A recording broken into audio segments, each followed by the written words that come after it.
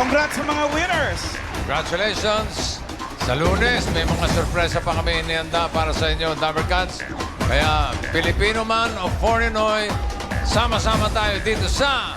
Eat Congratulations, Union Kim! from South Korea! Sana magpunta sila sa clubs mamaya kasi may show ako. Thank you for that!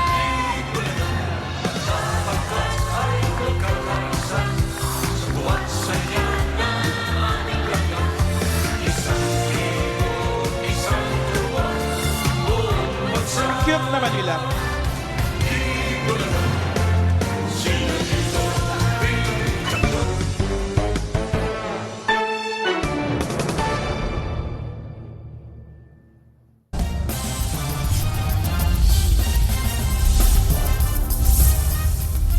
Magandang hapon, pasadahan na natin ang mga rumaratsyadang balita dito sa Frontline Express.